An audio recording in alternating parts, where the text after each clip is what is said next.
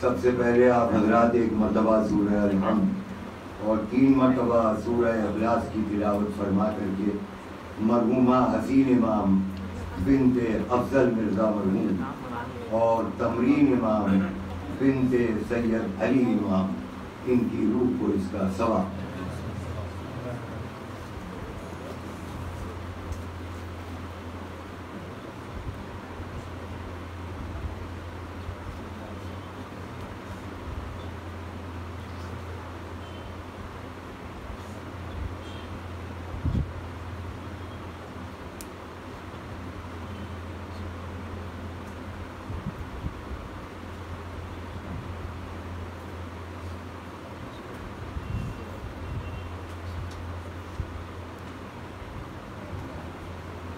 فاتحہ۔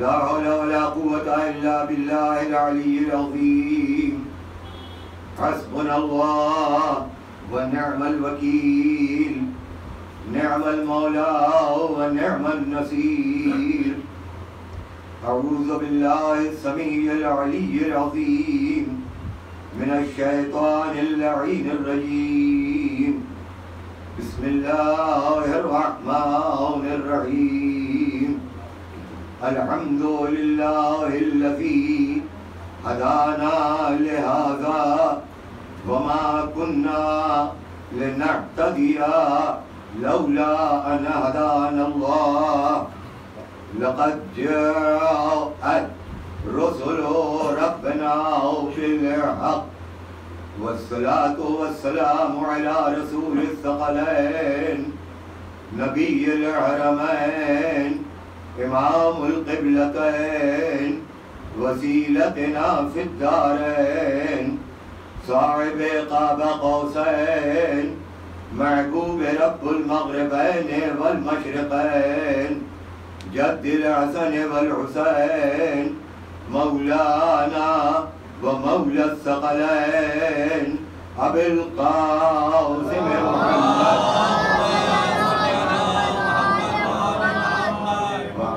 البيت الطيبين الطاهرين المعصومين المظلومين المقتولين المنتجبين الغر الميامين الذين أذهب الله عنكم الرجس وطهرهم تطهيرا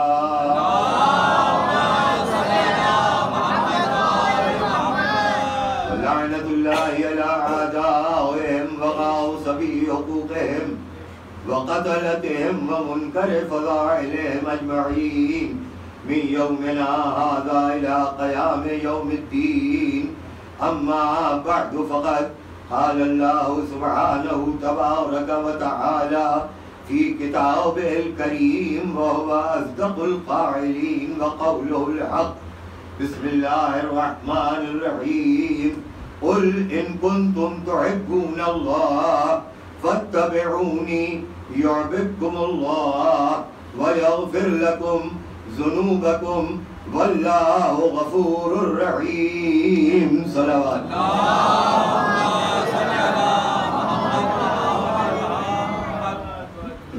اللہ کا شکر کرم اور احسان ہے کہ بوسیلہ محمد وآل محمد بوسیلہ شہداء کربلا اور اسیران کربلا یہ جو 6 مجلسوں کا انعقاد میرے بہت ہی پرانے کرم فرما بھائی علی امام صاحب کی طرف سے اس عزا خانے میں کیا گیا تھا، آج وہ اپنے اختتام کی منزلوں تک پہنچا۔ میں خود فیصلہ نہیں کر سکتا کہ میں نے اس موضوع کا حق کہاں تک ادا کیا۔ یہ فیصلہ آپ نے جس قدر میری حوصلہ افزائی کی میں اس سے بہت ہی زیادہ متاثر ہوا، اور میری دعا ہے کہ خداوند عالم صدقے میں اہل بیت محمد کے ہمیں اور آپ کو پھر انشاءاللہ آئندہ سال پھر اسی فرش اعلیٰ کے اوپر. لیکن دیکھیے یہاں تو ہم ایک دوسرے کو پہچان لے رہے ہیں کہ یہ یہاں پر علی امام بھائی ہیں, یہاں پر نوشاد بھائی ہیں, یہاں پر عالم بھائی ہیں, یہاں فیضان سلمہ ہے, وہاں حسن بھائی ہیں. لیکن کمال محبت تو تب ہے جب وہاں پہچانے. اور آج ایک پیغام دینا چاہتا ہوں کہ میدان محشر میں اگر فرشتے میرے بازوؤں کو پکڑ کے لے کے جا رہے ہوں تو آپ سب کے سب وہیں کھڑے ہو جائیں اور فرشتوں سے کہیے گا کہ مولانا کرار حسین کو کہاں لے کے جا رہے ہیں. اگر فرشتے پوچھیں کیوں تو کہہ دیجئے گا کہ رک جاؤ ان سے مجلس پڑھوانا ہے. اب اگر مجلس کے نام کے اوپر فرشتے نہ رک جائیں تو کرار حسین کی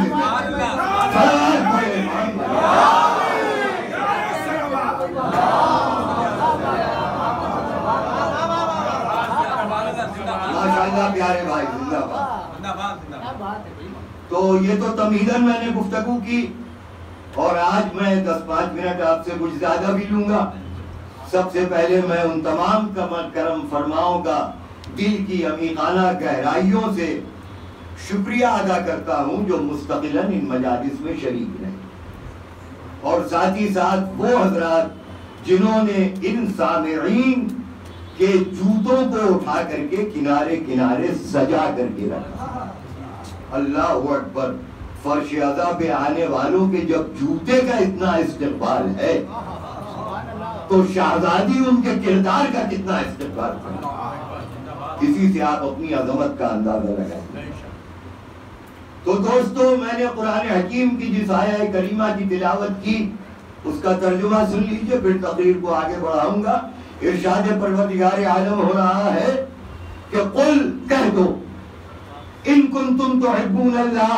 یہ محبت کے دعوے دار جو گلی گلی بھٹکتے پھر رہے ہیں کہ ہم تبلیغ کر رہے ہیں, تبلیغ کر رہے ہیں, تبلیغ کر رہے ہیں, یاد رکھیے گا, یاد رکھیے گا تبلیغ نماز کی نہیں ہوتی ہے.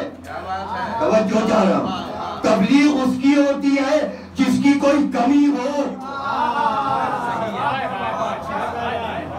مسجدیں چھلک رہی ہیں نمازیوں سے, دعا دو رسول کے نواسے حسین کو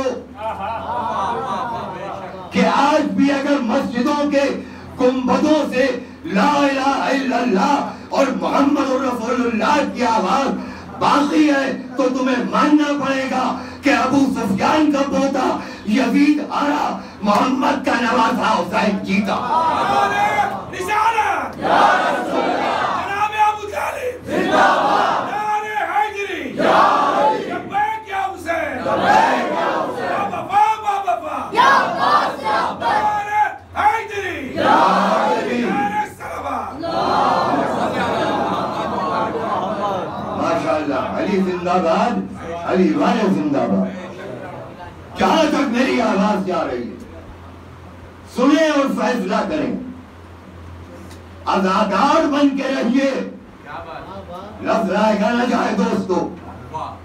عزادار بن کے رہیے, غدار بن کے نہ رہیے. اب چاہے لاکھ کورونا ہو جائے, میری فکر کہاں جا رہی ہے, لیکن آج بھی عباس کا علم اسی شان سے برآمد ہوا. سارے جھنڈے اور ڈنڈے میں کچھ کہہ گیا. صلوات پڑھے محمد.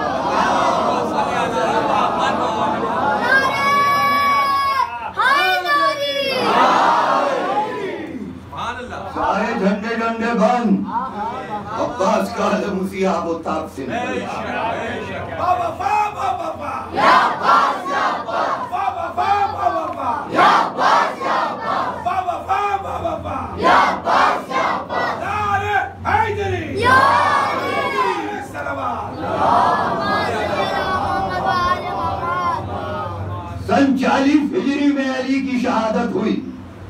علی نے اپنی پوری زندگی میں صرف 2 مرتبہ بارگاہ لم یزلو لا یزال میں کچھ مانگا. جب بھی مانگا تو اللہ کے دین کی بقا کے لیے, نبی کی نصرت کا وعدہ کرنے کے لیے.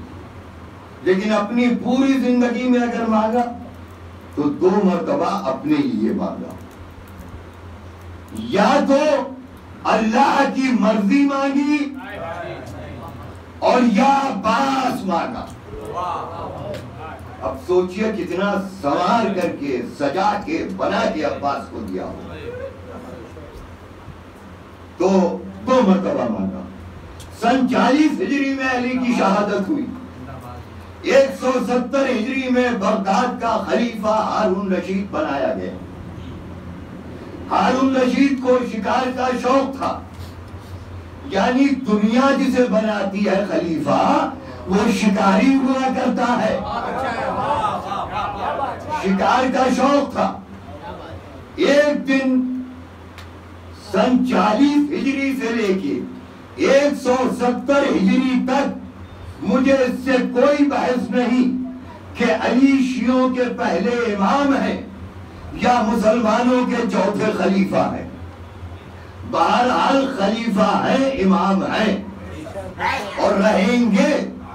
لیکن 40 ہجری سے لے کر کے 170 ہجری تک عالم اسلامی کو یہ پہچاننا ناممکنات میں تھا کہ میرے چوتھے خلیفہ کی قبر کہاں ہے.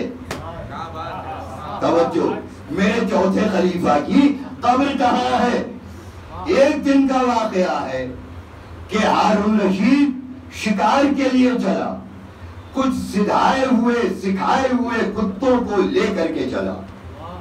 جب آگے بڑھا تو اس نے دیکھا کچھ ہرن نظر آئے. شکاری کتوں کو ہرن کے پیچھے لگا دیا. ہرن جا کر کے ایک ٹیلے پہ چڑھ گئے. ہارون رشید نے ہر چند کوشش کی کہ ہرن کو اس ٹیلے تک بھگائے اور ہرن کو دبوچ لے کتے, لیکن کتے آگے نہیں بڑھے. تھوڑی دیر نہیں گزری تھی جب کتے واپس ہوئے. کتے تھے نا تو واپس ہوتے کیوں نہ. جب واپس ہوئے تو ہرن پھر نیچے اتر آئے. ہارون رشید نے پھر کتوں کو ہرن کے پیچھے لگا دیا. ہرن پھر اسی ٹیلے پہ چڑھ گئے.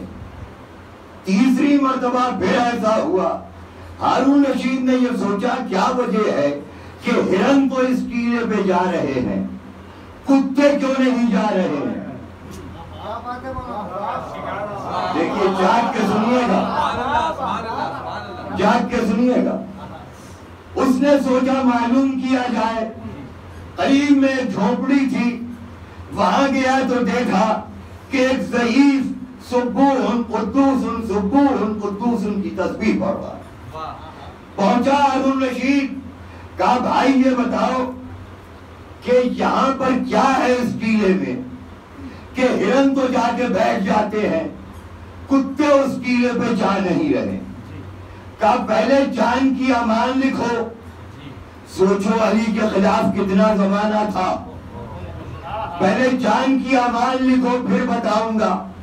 کہا میں خلیفہ وقت ہارون رشید ہوں, جان کی امان لکھتا ہوں. کہا سنو, اس ٹیلے پہ مسلمانوں کے چوتھے خلیفہ اور شیعوں کے پہلے امام کی قبر ہے. نتیجہ نکال رہا ہوں. پھر کتے جانتے تھے کہ جس جگہ کے ہم حقدار نہیں ہیں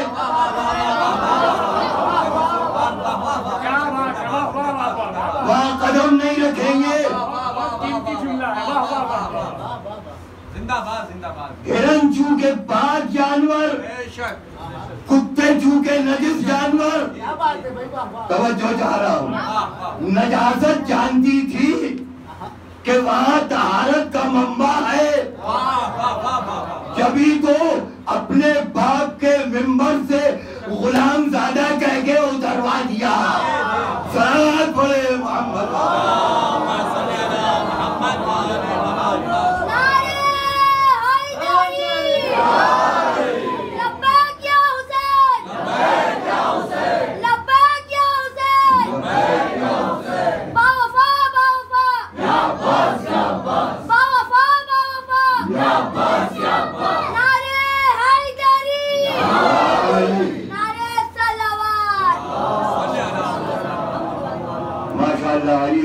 باد، علی والے زندہ باد۔ کل میں نے اپنی تقریر کو یہاں پر لا کر کے تتمہ کیا تھا کہ نون والقلم، یہی تھا نا جملہ؟ میں نے کہا تھا کل اس کی تشریح کروں گا۔ نون والقلم، 1400 سال تک کوئی بھی نون اور قلم کے سلسلے میں پردہ نہیں اٹھا پایا۔ بڑے بڑے مفسرین گزرے، علامہ فخر الدین رازی نے بھی 40-45 صفحات لکھے، پھر بھی راضی نہ ہوئے،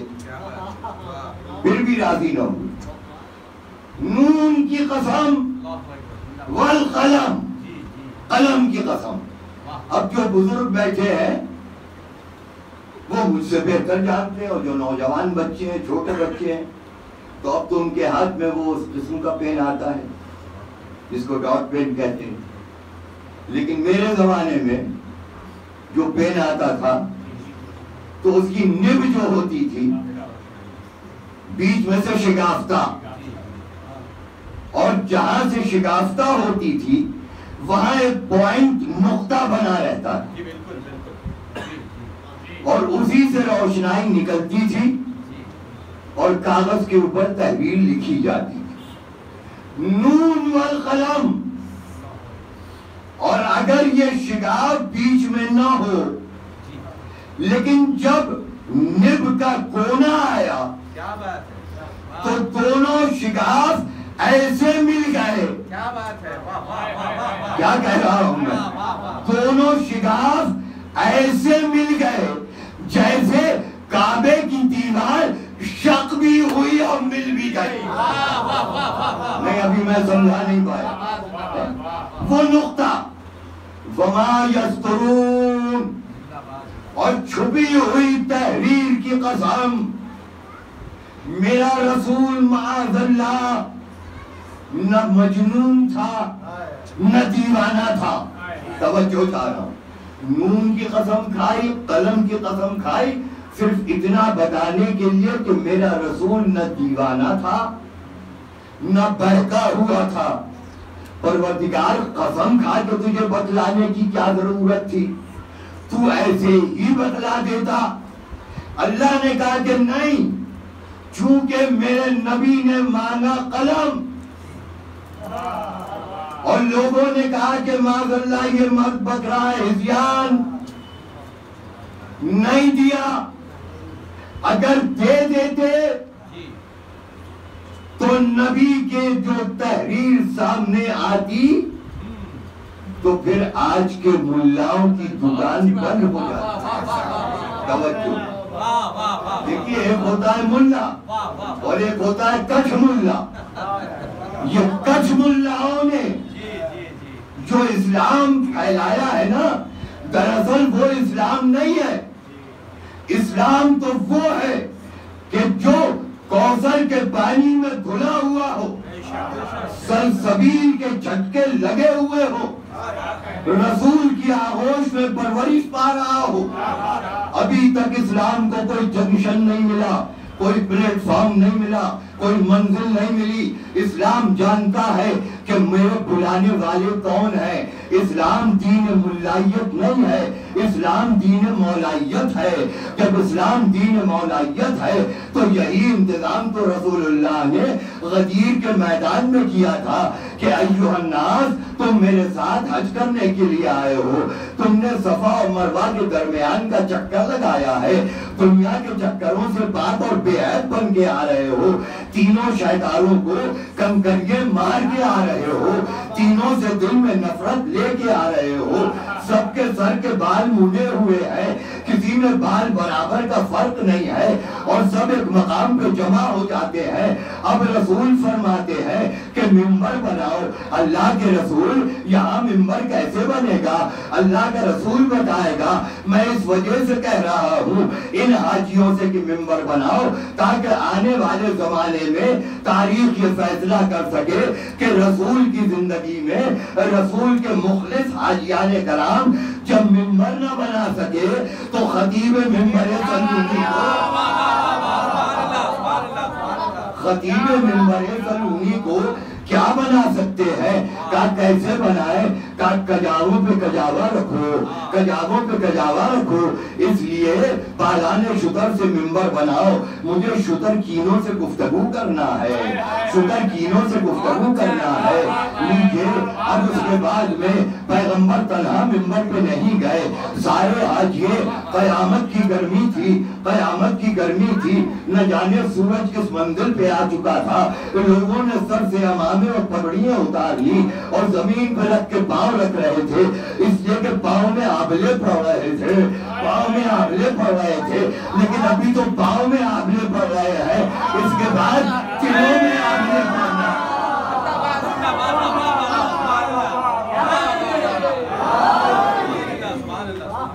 ابھی تو پاؤں میں آبلے پڑ رہے ہیں، اب دلوں میں آبلے پڑنا شروع ہو جائیں گے۔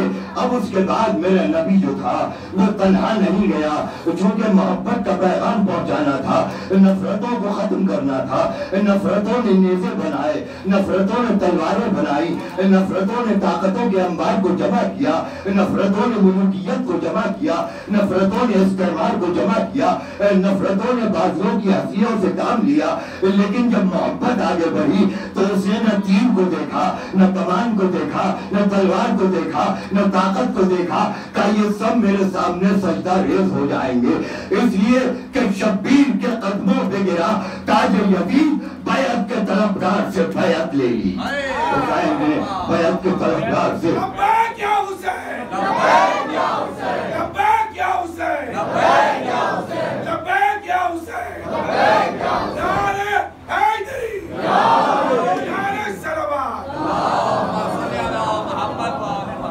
سارے حاجی بیٹھے ہوئے ہیں۔ اب نبی منبر پہ گئے، اب تنہا نبی منبر پہ نہیں گئے، اب نبی کے چہرے کے سامنے کوئی اور بھی چہرہ ہے۔ بے حد توجہ دوستو، آج آخری تقریر ہو رہی ہے، نبی کے چہرے کے سامنے ایک اور بھی چہرہ ہے، تو اب پہلے لوگوں نے اس چہرے کو دیکھا، بعد میں نبی کے چہرے کو دیکھا۔ رسول نے بتا دیا پہلے اسے دیکھو، جب یہ سمجھ میں آ جائے گا تو میں سمجھ میں آ جاؤں گا۔ لیکن لوگوں نے یہی تو محبت میں کروٹیں بدل لی کہ پہلے ان کو سمجھنے کی کوشش، پہلے ان کو سمجھنے کی کوشش کی۔ نبی نے ایک فصیح و بلیغ خطبہ پڑھا، ایوہ الناس انما الدنیا قد تنکرت وعدبرت وعہدوت وعاظلت الا وان الدنیا دار مجاز والآخرت دار قرار فخذوا من مبرکم لمفرکم ولا تحتقوا استارکم عند من یعلم اسرارکم ان المرء اذا حلقا قال الناس ما ترکا وقالت الملائکة ما قدموا فقد قدموا بعضا یدلکم ولا تؤخروا كلا فیکون علیکم۔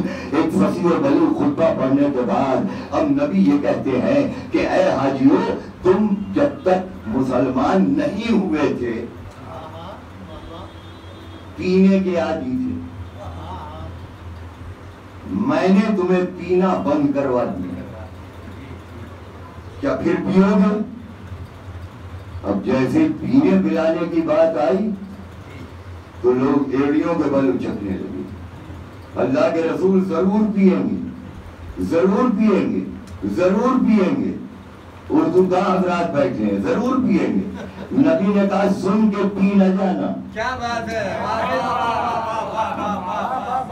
سن کے پی نہ جانا۔ دیکھو نسخہ میں بتاتا ہوں، گھر جا کے بنا کے پی لینا۔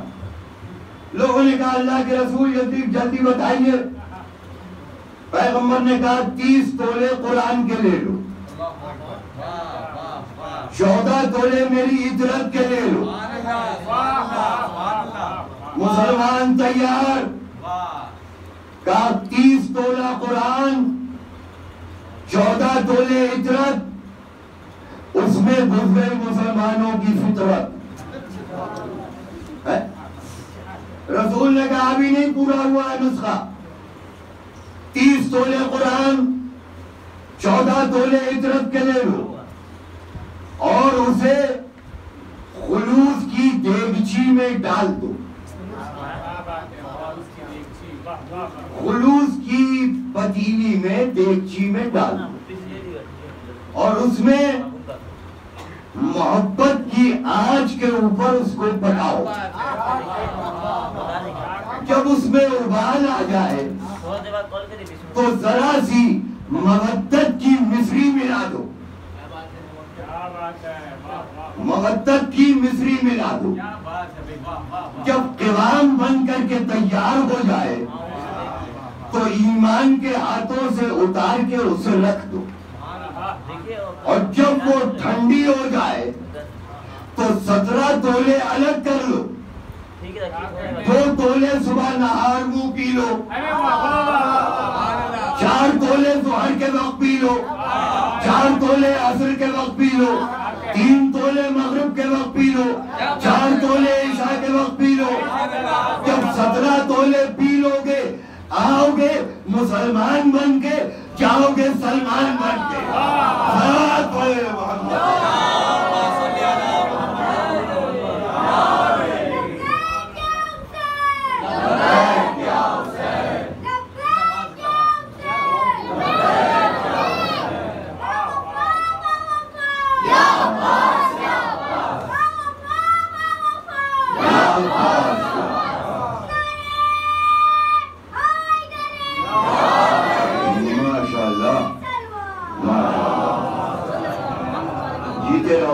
جیتے رہو. علی زندہ باد, علی والے زندہ باد. اب جو مجھ سے فرمائشیں کی گئی تھیں 5 دن تک تو میں پورا نہیں کر پایا.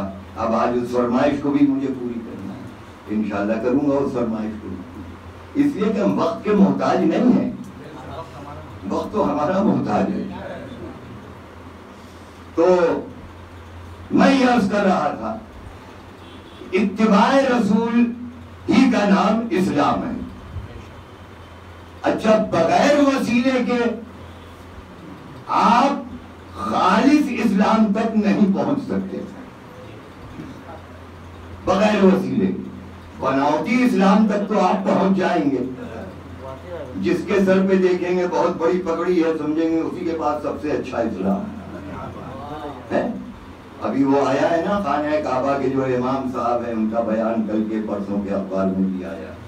اسرائیل کے ساتھ میں محبت کی پینگیں بڑھائی جا رہی ہیں. یہ بھی اسلام ہے.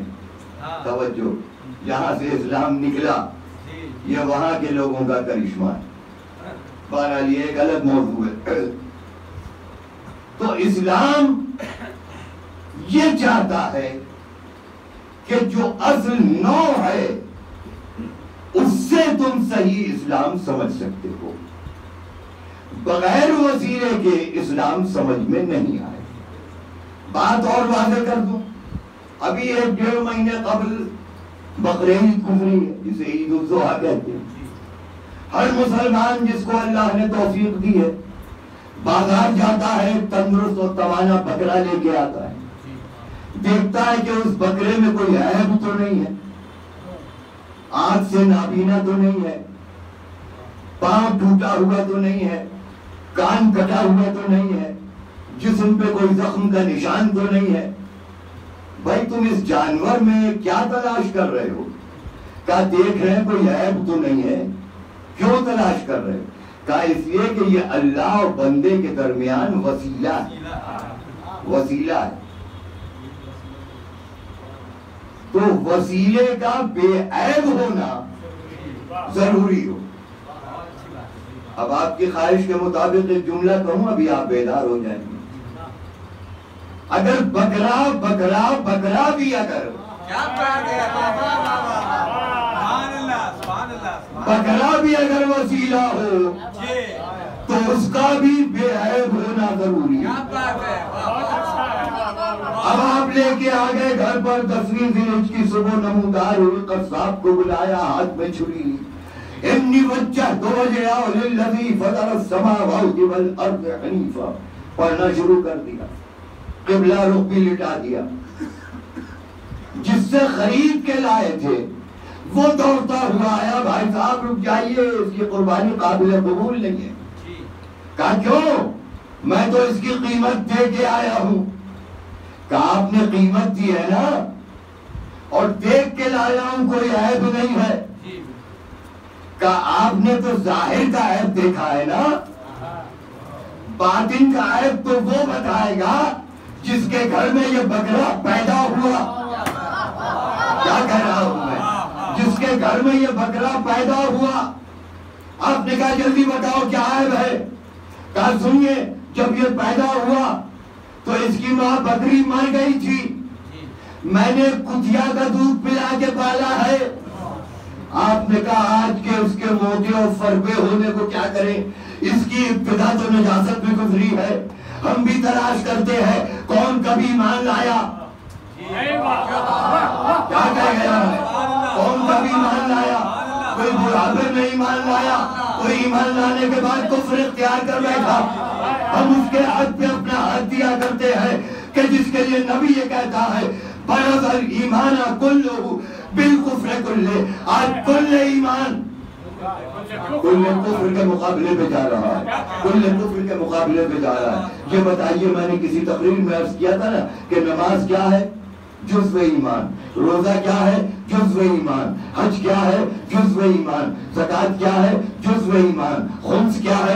جزو ایمان۔ امر بالمعروف کیا ہے؟ جزو ایمان۔ نہی عن المنکر کیا ہے؟ جزو ایمان۔ تولا کیا ہے؟ جزو ایمان۔ تبرع کیا ہے؟ جزو ایمان۔ یہ ساری چیزیں جزو ایمان۔ اور علی کل ایمان، علی کل ایمان۔ تو پتہ یہ چلا کہ وسیلے کا بے عیب ہونا ضروری ہے۔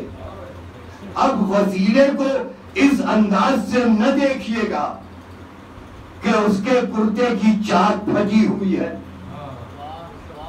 سر کے بال بکھرے ہوئے ہیں۔ میں بڑی نازک منزل سے ذہنوں کو لے کر کے جا رہا ہوں۔ یہ دیکھیے گا کہ اس کے دل میں محبت اہل بیت ہے کہ نہیں ہے۔ اگر محبت اہل بیت ہے تو اس کے ظاہر کو نہ دیکھنا، اس کے ظاہر کو نہ دیکھنا اور نہ فاصلے کو دیکھنا۔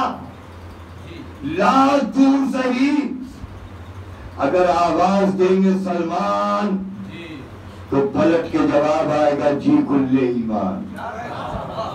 یہ ہے اصل وسیلہ جس سے اسلام تک پہنچا جا سکتا ہے۔ آج اللہ کا شکر ہے کہ صدقے میں اہل بیت محمد کے کروڑوں کی تعداد میں شیعہ ہیں، پوری دنیا کے اندر شیعہ ہیں۔ آج ماشاءاللہ ہم بہت ہیں، جب نہیں تھے صرف ایک تھا، عباس بھائی، صرف ایک شیعہ تھا، only one شیعہ، جس کا نام مختار ثقفی تھا، ایک شیعہ تھا۔ جب وہ نہ ڈرا تو آج تو کروڑوں کی تعداد میں۔ مختار ایک دن کوفے کے راستے سے گزر رہا ہے، مولا علی بھی ادھر سے گزر رہے ہیں۔ مختار کو دیکھا کہ کرتے کی چاک پھٹی ہوئی ہے، سر کے بال بکھرے ہوئے ہیں، پاؤں میں مٹی اور دھول جمی ہوئی ہے۔ علی آگے بڑھے، 7 یا 9 سال کی عمر ہے مختار کی۔ مختار کو گود میں اٹھایا، کلیجے سے لگایا، کہا مختار ایک وہ دن آئے گا جب کوفے کے منبر پہ بیٹھ کے تو 3,86,000 دشمنان آل محمد کو قتل کرے گا۔ مختار نے سن لیا، دن گزرتے گئے، واقعات کربلا ہو چکے۔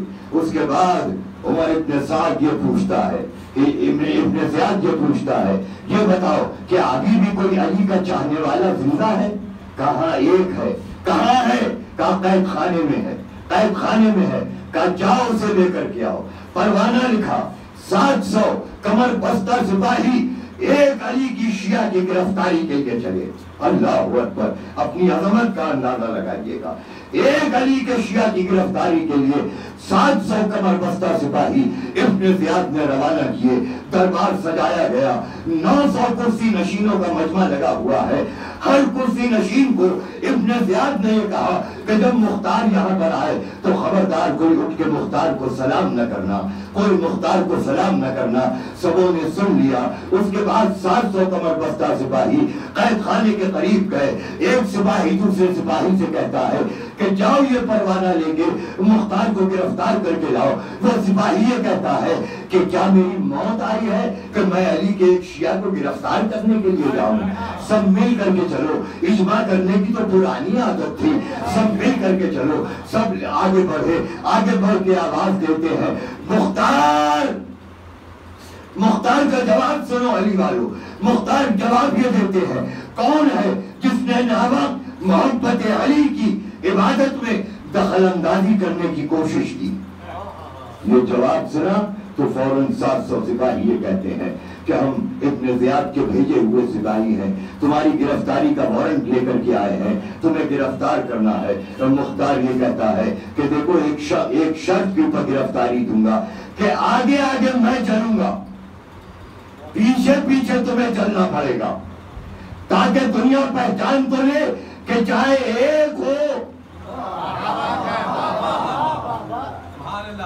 بہت قیمتی لفظ دے رہا ہوں آپ کی لوگ کے سامان. چاہے ایک ہو مگر وہ آگے ہو. اب چاہے عباس کا عالم ایک ہو, توجہ چاہ رہا, مگر آگے ہو, مگر آگے ہو. میرے بچپن کا واقعہ ہے, جو بزرگ بیٹھے ہیں وہ مجھ سے بہتر جانتے ہوں گے. سلطان چچا مرحوم کا نام سنا ہوگا. وہ بیچارے علم لے کے چلا کرتے تھے, مہندی سر میں لگایا کرتے. میں اس جلوس سے موجود تھا. 1974 یا 73 کی بات ہے, جب کالج اسٹریٹ کراسنگ کے اوپر جہاں ٹرام لائن بنی ہوئی ہے, جب وہاں پہ جلوس پہنچا تو سلطان چچا مرحوم ٹرام لائن کے اوپر جا کر کے علم لے کے کھڑے ہو گئے. ایک سارجنٹ آیا اور آ کر کے اس نے یہ کہا کہ آپ تھوڑا پیچھے ہٹ جائیے تاکہ یہ ٹرام جو کھڑی ہوئی ہے اس کو نکال دیں. تو مرحوم سلطان چچا نے یہ جواب دیا تھا, اب تک میرے دل کے اندر لکھا ہوتا کہ یہ اس کا علم ہے کہ جب آگے بڑھ جاتا ہے تو پیچھے ہٹا نہیں کرتا. تو جب علم کی یہ طاقت ہے تو جو علم اٹھانے والے ہوں گے ان کی طاقت کا کیا علم ہوگا. ساتھ بڑے محمد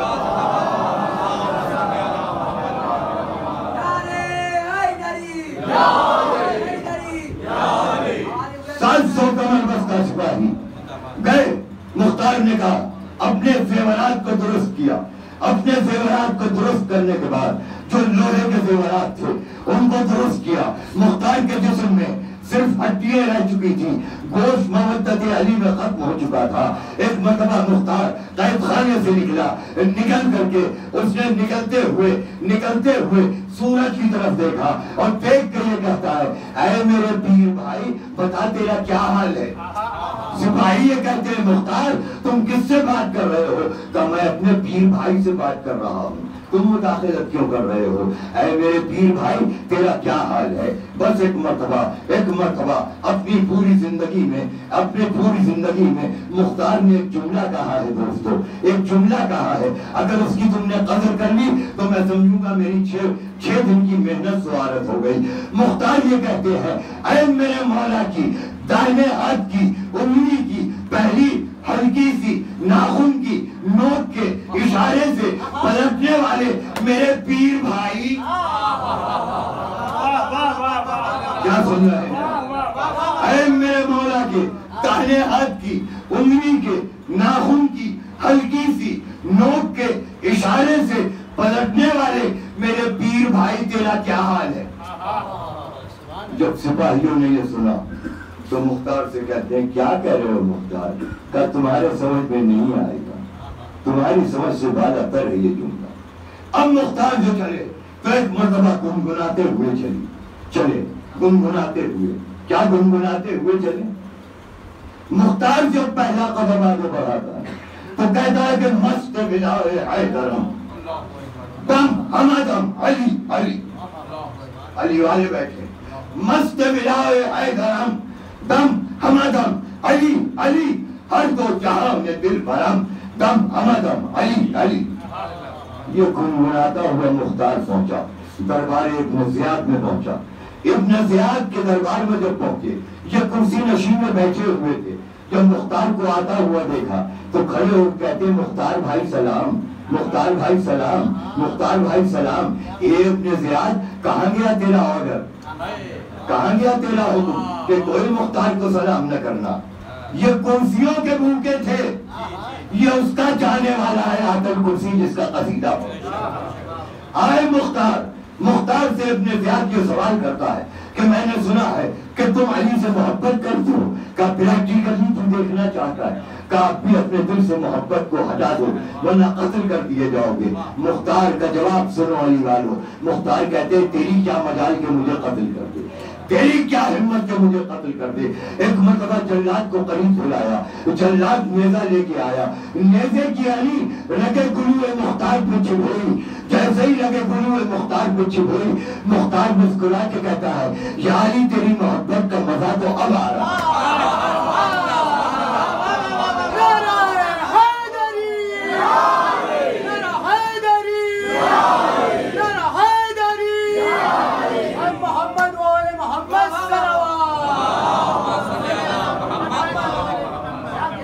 تیری محبت کا مزہ تو اب آ رہا۔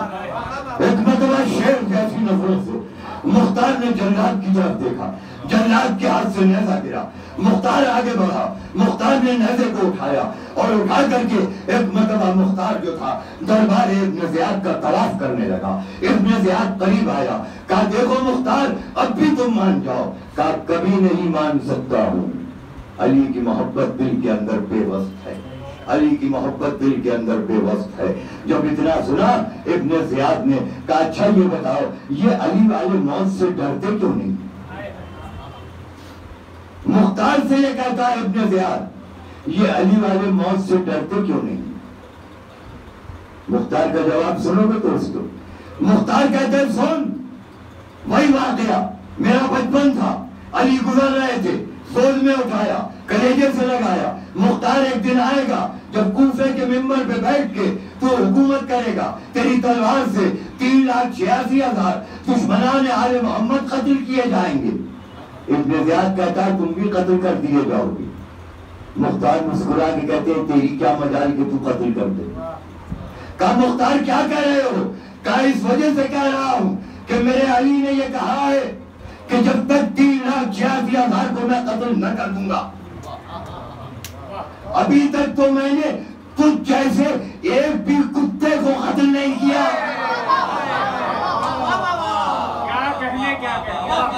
ابھی تک تو میں نے تجھ جیسے ایک بھی کتے کو قتل نہیں کیا، موت پہلے کا بھیج دو قید خانے میں، زیادہ سے زیادہ تم قید خانوں میں بھیج سکتے، لیکن حسینی مزاج کو پہچان لو، ہم حسینی ہیں سفینے میں بھمر رکھتے ہیں، ہم حسینی ہیں سفینے میں بھمر رکھتے ہیں، ہم حسینی ہیں سفینے میں بھمر رکھتے ہیں، ساری دنیا سے الگ اپنی ڈگر رکھتے ہیں، ساری دنیا سے الگ اپنی ڈگر رکھتے ہیں۔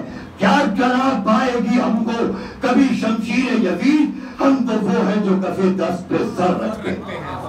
لاکھوں درود اور سینکڑوں سلام ان کربلا کے جیال شہیدوں کے اوپر جنہوں نے ریزگار کربلا کے اوپر اشہد ان لا الہ الا اللہ۔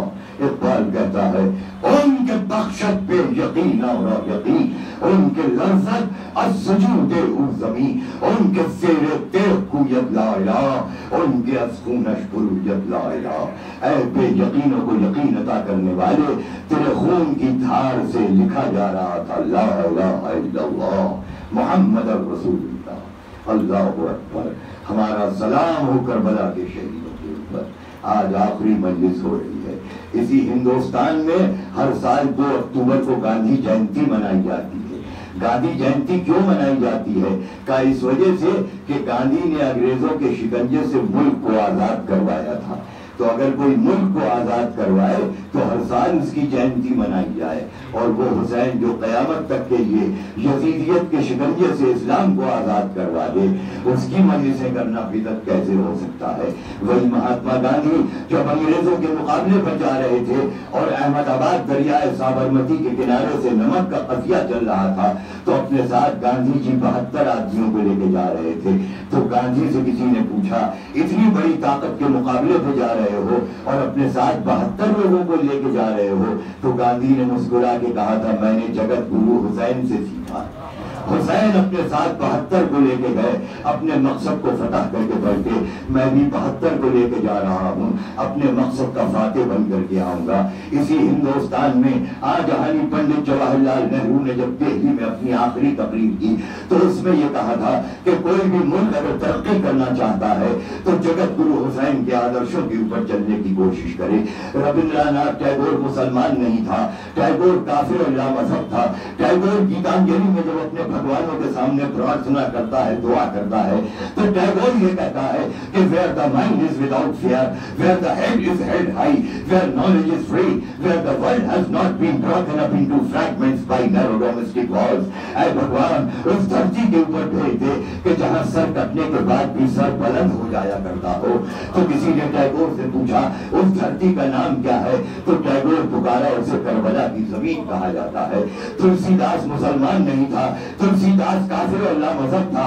تلسی داس جب حسین کے قدموں کی طاقت کو دیکھتا ہے تو تلسی داس یہ کہتا ہے کہ دھرتی ہلے، پہاڑ ہلے، ہلے ترائی نین، دھرتی ہلے، پہاڑ ہلے، ہلے ترائی نین، عرش ہلے، کرسی ہلے، ہلے نہ پائے حسین۔ اسی ہندوستان کا ایک شاعر یہ کہتا ہے کہ عداوت ہو اگر دل میں محبت مل نہیں سکتی، پھر پہنچا دے لبے کوثر تو قسمت مل نہیں سکتی۔ ہزاروں حج کرو یا سینکڑوں سجدے نمازوں میں، مگر شبیر کے دشمن کو جنت مل نہیں سکتی۔ ایک دوسرا ہندو شاعر یہ کہتا ہے کہ ہو کے ہندو مجلسوں میں آئے بیداری ملی، اے دکھاوے کے مسلمان ہم کو دیداری ملی، دشمن شبیر اس تقسیم پر راضی ہے ہم، تجھ کو بدعت مل گئی ہم کو آزاداری ملی۔ یعنی ہندو بھی حسین کا آزادار بننے میں فخر محسوس کرتا ہے۔ کربلا کے شہیدوں ہمارا سلام لو، شہزادی زینب و ام کلثوم ہمارا سلام لو۔ اولاد والے بیٹھے ہوئے ہیں، ابھی آپ کو غازی عباس کا علم کی زیارت نصیب ہوگی، بڑے ادب و احترام کے ساتھ زیارت کرنا، اس لیے کہ یہ اس کا علم ہے جس کے دونوں بازو قلم ہو چکے ہیں۔ میں سمجھتا ہوں یہ ناانصافی ہوگی کہ غازی کے مصائب سے پہلے غازی نے جس بچی سے وعدہ کیا تھا، دو جملے اس کے لیے اگر نہ کہوں تو ممکن ہے کہ غازی مجھ سے سوال کرے کہ تو میری بھتیجی کو بھول گیا۔ سکینہ نے ننھے بچوں کو جمع کیا، عباس گئے اجازت کے لیے، حسین نے اجازت نہیں دی۔ سمجھ گئے عباس کہ اب کیسے اجازت ملے گی، واپس خیمے میں آئے، دیکھا تو بچوں کی آواز آ رہی ہے، العطش العطش کی صدائیں بلند ہو رہی ہیں۔ سکینہ کو قریب بلایا، سکینہ بیوی نہ گھبراؤ، تم اپنی مشق لے لو، میں تمہیں گود میں لیتا ہوں، اور یہ سوکھی ہوئی مشق لے کر کے میرے ساتھ حسین کی خدمت میں چلو۔ سکینہ کی سوکھی ہوئی مشق، عباس کی گود میں سکینہ۔ اب جیسے ہی حسین کی نظر پڑی، حسین کہتے ہیں عباس میں سمجھ گیا، لیکن اس تلوار پہ لکھو انا للہ و انا الیہ راجعون۔ جزاک اللہ ماشاءاللہ کی لیے کی آوازیں بدل گئی۔ بس یہ لکھا گیا، سکینہ نے بچوں کو جمع کیا، گئے فرات میں، سکینہ کی مشق کو تر کیا، پانی لیا، لے کے چلنے لگے۔ سارے واقعات کو ترک کر رہا ہوں، سکینہ بچوں کو دیے ہوئے ہاتھ میں خالی کوزے انتظار کر رہی ہے۔ علم کا پھریرا نظر آیا، کہا بچوں گھبراؤ مت، میرا چچا آ رہا ہے، میرا چچا آ رہا ہے۔ یقیناً میری مائیں بہنیں اور بیٹیاں بھی ہوں گی، اگر تمہاری گود میں کوئی 4.5-5 سال کی بچی ہو نا تو اسے اتار کے زمین پہ لٹا دینا، اس لیے کہ سکینہ کہہ چکی تھی نیند آئے گی جب آپ کی بو پاؤں گی بابا، میں رات کو مقتل میں چلی آؤں گی بابا۔ جزاک اللہ ماشاءاللہ گرنے کی آواز بلند ہوئی۔ اے فاطمہ زہرا، اس مجمع کو بھول نہ جانا، اے ام البنین۔ جزاک اللہ۔ جب میری ماں اور بہنیں بہت پریشان ہوتی ہے نا تو اپنے سر کے بالوں کو کھولتی ہے، عباس کی درگاہ پہ آتی ہے اور آ کر کے یہ مصرع دہراتی ہے عباس علی تم کو سکینہ کی قسم ہے اجرکم اللہ. ادھر سکینہ نے علم کے بھریرے کو دیکھا, بچوں گھبراؤ مت, چچا آ رہا ہے, چچا آ رہا ہے. پھر اس کے بعد علم نے کروٹ لی. سکینہ کہتی ہے بچوں دعا کرو, دعا کرو, علم کا بھریرا نظر نہیں آ رہا ہے. پھر ایک مرتبہ علم کا بھریرا نظر آیا. سکینہ نے کہا بچوں اب دیکھو وہ چچا آ رہا ہے, وہ علم آ رہا ہے. پھر ایک مرتبہ اب جو علم نے بائیں طرف کروٹ لی تو سکینہ انتظار کر رہی ہے اب تو علم کا بھریرا نظر آئے. اب بھریرا نظر نہ آیا, ایک آواز ضرور آئی, اے آقا میرا سلام آخر. اجرکم اللہ, رو لو جس قدر رو سکتے ہو, میرا سلام آخر. حسین خیمے سے نکلے, حسین خیمے سے نکلے. اب جو حسین خیمے سے نکلے تو یہ کہتے ہوئے نکلے یا خاک یا عباسا الان قتل زہری وقلت حیلتی.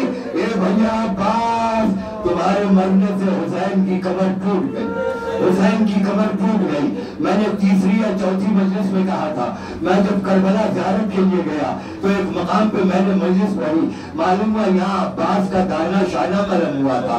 وہاں سے چند قدم کی دوری کے اوپر پھر دیکھا تو دوسرا شانہ قلم ہوا تھا. میں نے وہاں بھی مجلس پڑھی. میں نے دل میں یہ سوچا 3 دن کا بھوکا حسین, 3 دن کا پیاسا حسین جو میتوں پہ میتیں اٹھا چکا ہے کیسے گیا ہوگا, اور جا کر کے ابا کی دامن میں بھیا کے بازوؤں کو جمع کیا ہوگا. جزاک اللہ, جزاک اللہ, جزاک اللہ. ام البنین ہم سے تعزیت لے لو, ہم تمہیں پرسہ دینے کے لیے جمع ہوئے ہیں. اب جو حسین پہنچے, اب جو حسین پہنچے, جملہ سن سکو تو سن لینا, اب مجھ سے بھی نہیں پڑھا جا رہا ہے, بس ختم کر رہا ہوں. اب جو حسین پہنچے تو ایک مرتبہ حسین سے عباس نے یہ کہا, رو لو, شرم کر کے نہ رونا, ایسے رونا جیسے کسی جوان بیٹے کی میت نکلتی. اب جو حسین پہنچے تو ایک مرتبہ عباس کہتے ہیں آقا آنکھوں میں تیر پیوست ہے. اکبر کے سینے سے بنشی کا پھل نکالنے والا حسین عباس کی آنکھوں سے تیر نکالتا ہے. اب حسین کا جملہ سنو, اسی پہ مجلس تمام. حسین کہتے ہیں عباس میری ایک تمنا ہے اسے پوری کر دو. آپ سمجھتے آقا بتائیے کہ ایک مرتبہ بھائی کہہ دو, ایک مرتبہ بھائی کہہ دو. عباس نے ہاتھوں کو جوڑا, کہا آقا میری ماں نے مجھے تربیت دی ہے کہ میں بھائی نہ کہوں. اب یہ جملہ تمام نہ ہوا تھا کہ ایک نقاب پوش بی بی سامنے آئی اور آ کر کے ایک جملہ اس نے کہا, اے عباس تم ام البنین کے بیٹے نہیں ہو, تم یہ دلجلی زہرا کے لال ہو, میرے ماجائے کو بھائی کہہ دو. عباس نے لب ہلائے, اے بھیا میرے لاشے کو خیمے میں لے کے نہ جائیے گا, اس لیے کہ سکینہ سے وعدہ کر کے آیا ہوں پانی کا. عباس کا لاشا ہوگا, خیمے کے قریب آنے لگا, خیمے میں شور برپا ہوا, واہ